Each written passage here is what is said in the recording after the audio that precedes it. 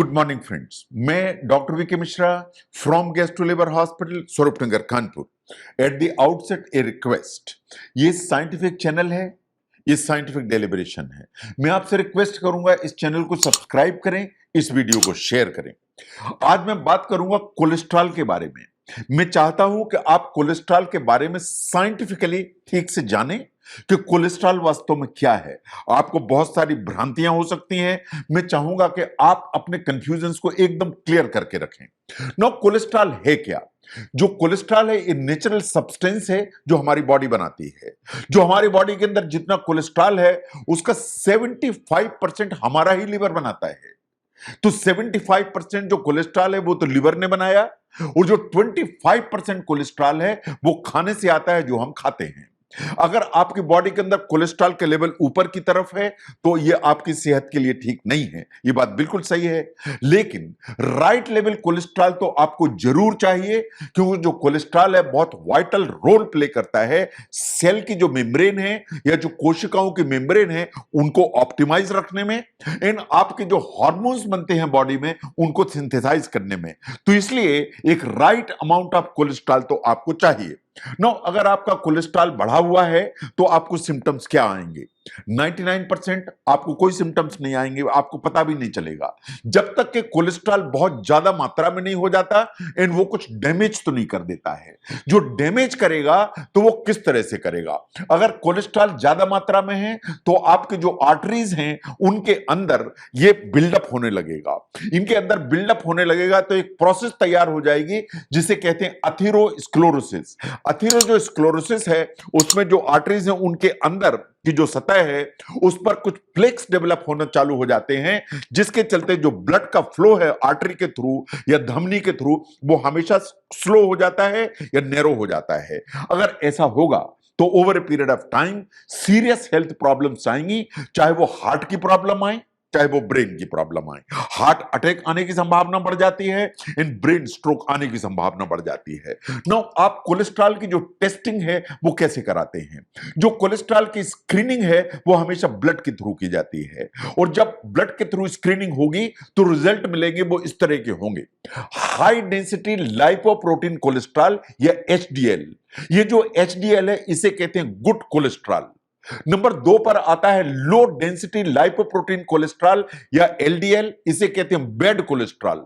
इन number 3 पर आते हैं ट्राइग्लिसराइड। तो जब भी आप कोलेस्ट्रॉल आप जब ब्लड टेस्ट कराएंगे तो आपको 3 इस तरह की जो इंफॉर्मेशन मिलेगी। नंबर 1 देखिए आप एलडीएल या जिसे बैड कोलेस्ट्रॉल कहते हैं, खतरनाक कोलेस्ट्रॉल। ये जो बैड कोलेस्ट्रॉल है ये आपके जो आर्टरीज हैं या धमनियां हैं इनके जो वॉल है अंदर की उनके ऊपर डिपॉजिट होने की ताकत रखता है।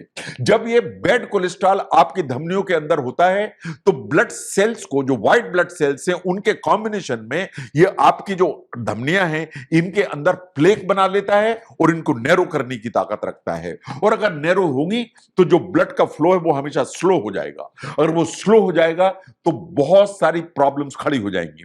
जहां तक ऑप्टिमल लेवल का सवाल है, आपका जो एलडीएल है या बैड कोलेस्ट्रॉल है ये 100 मिलीग्राम पर डेसीलीटर से कम होना चाहिए। एंड अगर आपको ऑलरेडी हार्ट की कोई प्रॉब्लम है तो साइंस ये रिकमेंड करती है कि जो इसका लेवल है वो 70 मिलीग्राम पर डेसीलीटर से कम होना चाहिए। The second one is the HDL. जो एचडीएल है ये गुड कोलेस्ट्रॉल है। जो गुड कोलेस्ट्रॉल है ये वेलकम है। ये एक्चुअली जो एलडीएल कोलेस्ट्रॉल प्रॉब्लम करता है उसको चेक में करके रखता है। तो एचडीएल अगर कोलेस्ट्रॉल आपकी बॉडी में ठीक है तो जो आर्टरीज के अंदर जो प्लेक्स बनते हैं इनको प्लेक बनने से रोकेगा। तो एचडीएल का ऊपर की तरफ होना आपके लिए अच्छा है। साइंस ऐसा मानती है कि जो एचडीएल का लेवल है आपकी बॉडी के अंदर 60 मिलीग्राम पर डेसीलीटर या इससे ज्यादा होना चाहिए। जिसके ज्यादा अगर होगा तो जो हार्ट डिजीज की जो रिस्क है वो हमेशा कम होगी। जो एचडीएल अगर आपका 40 मिलीग्राम पर डेसीलीटर से कम है तो ऐसा माना जाता है कि आपको हार्ट का जो एक रिस्क फैक्टर है वो हमेशा ज्यादा होगा। नंबर 3 पर आते हैं ट्राइग्लिसराइड्स। जो ट्राइग्लिसराइड्स हैं ये एक तरह के फैट हैं जो आपके ब्लड में होते हैं। जो नॉर्मल लेवल है इसका वो 150 मिलीग्राम पर डेसीलीटर या इससे कम होना चाहिए।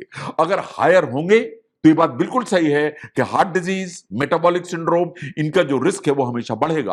अगर आपको ओबेसिटी है, ओवरवेट है, आप मोटापा है, ट्राइग्लिसराइड ऊपर रहने की संभावना है। अगर आपको डायबिटीज है, अनकंट्रोल है, ट्राइग्लिसराइड ऊपर रहने की संभावना है। अगर आप स्मोकिंग करते हैं तो ट्राइग्लिसराइड ऊपर की तरफ रह सकते हैं। ऐसे ही अगर आप अल्कोहल अब्यूज करते हैं, इन कोई एक्सरसाइज नहीं करते हैं, तो ट्राइग्लिसराइड के ऊपर रहने की संभावना है। Now look at the total cholesterol. जो टोटल कोलेस्ट्रॉल आपको रिपोर्ट में आता है वो वास्तव में क्या होता है? जो टोटल कोलेस्ट्रॉल है वो एक्चुअली कॉम्बिनेशन होगा LDL, that is bad cholesterol, HDL, that is good cholesterol.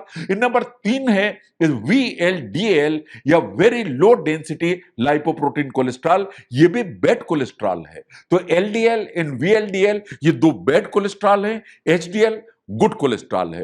तो अगर हम टोटल कोलेस्ट्रॉल को देखें तो आपकी बॉडी के अंदर 200 मिलीग्राम या इससे नीचे रहना चाहिए। ना कोलेस्ट्रॉल का रेशो क्या होता है? कभी आप रिपोर्ट में पढ़ते हैं कि रेशो आया हुआ है। आपके हार्ट डिजीज का जो रिस्क है, इसको जज करने के लिए हमें कोलेस्ट्रॉल के रेशो को देखना पड़ता है। कोलेस्ट्रॉल के रेशो के लिए आपको जो कोलेस्ट्रॉल का नंबर है अपने एचडीएल या गुड कोलेस्ट्रॉल के नंबर से डिवाइड करना पड़ता है। इससे आपको कोलेस्ट्रॉल का रेशो पता लगता है। जितना आपका रेशो कम होगा उतनी ही हार्ट की समस्या आने का जो खतरा है वो कम होगा। इसलिए इसको हमेशा कम रखने की जरूरत पड़ती है। ना जो आप खाना खाते हैं उसमें कोलेस्ट्रॉल कितना होता है? जो कोलेस्ट्रॉल आपके खाने में होता है एक्चुअली वही कोलेस्ट्रॉल नहीं होता है जो आपके खून में होता है। जो खाने में कोलेस्ट्रॉल है वो एकदम फर्क है, और जो खाने में ब्लड में जो कोलेस्ट्रॉल है वो एकदम बिल्कुल फर्क है। जो कोलेस्ट्रॉल आपके फूड में होता है इसका मिनिमल इफेक्ट होता है आपके ब्लड कोलेस्ट्रॉल के ऊपर, लेकिन अप्रोक्सीमेटली 30% जो लोग हैं उनको रिस्पोंडर कहा जाता है। रिस्पोंडर वो होते हैं जिनका जो कोलेस्ट्रॉल का लेवल है, जब आप खाते हैं कोलेस्ट्रॉल कंटेनिंग फूड तो आपका जो कोलेस्ट्रॉल लेवल है वो स्पाइक कर जाता है।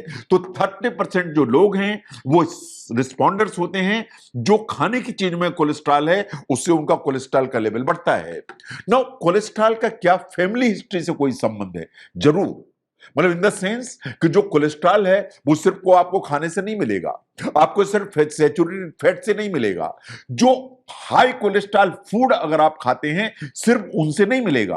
अगर आपकी जेनेटिक्स या आनुवंशिकता ऐसी है कि हाई कोलेस्ट्रॉल का लेवल आपकी फैमिली में रन करता है तो आपका कोलेस्ट्रॉल का लेवल ऊपर की तरफ रह सकता है। एक आनुवंशिक प्रॉब्लम है जिसे कहते हैं फेमिलियल हाइपर कोलेस्टेरेमिया।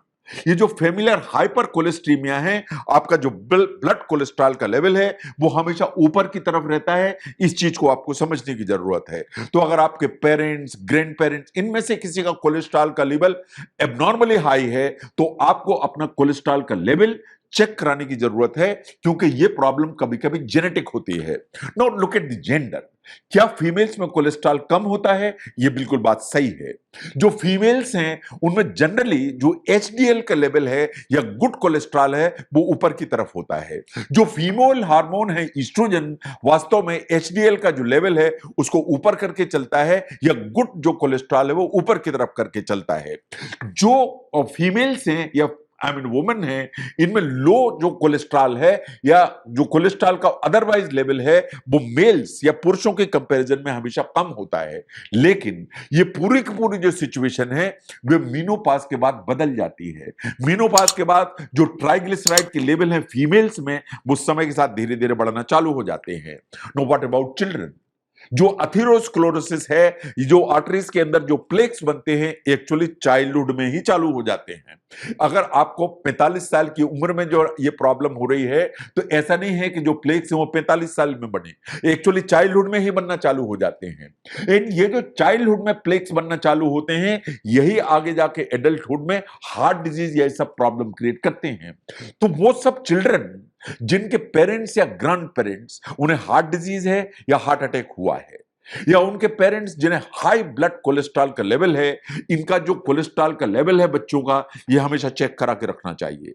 अगर ग्रैंड पेरेंट या पेरेंट्स हार्ट की प्रॉब्लम रही या जो ना पेरेंट्स को कोलेस्ट्रॉल का लेवल ज्यादा है, तो इट इज क्वाइट लाइकली कि बच्चे का जो कोलेस्ट्रॉल का लेवल हो वो नॉर्मल ना हो, इसलिए उसको चेक कराने की जरूरत है।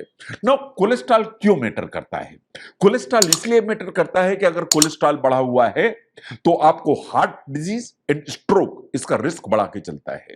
ये बात बिल्कुल सही है कि अगर बैड कोलेस्ट्रॉल का लेवल ऊपर की तरफ है तो ये आपकी जो आर्टरीज हैं उसके अंदर प्लेक को बिल्ड करेगा, और प्लेक को बिल्ड करेगा तो जो आर्टरी है वो नैरो हो जाएगी, और नैरो हो जाएगी तो ब्लड का फ्लो स्लो हो जाएगा, और अगर ब्लड का फ्लो स्लो हुआ तो heart attack and brain stroke, इन दोनों का खतरा हमेशा बढ़ जाएगा। तो इसलिए जो कोलेस्ट्रॉल है, पर्टिकुलरली जो एलडीएल है या बैड कोलेस्ट्रॉल, उसको हमेशा नीचे रखने की जरूरत है। तो आप समझते हैं कि कोलेस्ट्रॉल सिर्फ खाने से आता है, ये सच्चाई नहीं है। 75% जो कोलेस्ट्रॉल आपकी बॉडी में आपका लिवर आपके लिए बनाता है, लेकिन एक कोलेस्ट्रॉल आपको ठीक मात्रा में चाहिए, क्योंकि आपकी सेल की जो मेम्ब्रेन है और हार्मोन उनके लिए जिम्मेदार है।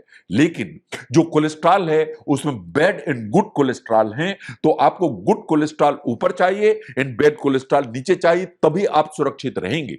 तो इसलिए अगर आप समझते हैं कि कोलेस्ट्रॉल की सच्चाई को समझने में यह वीडियो आपको हेल्प करता है, जरूर शेयर करें। मैं doctor V K Mishra from gastro liver hospital, Swaroopnagar, Kanpur. Thank you very much.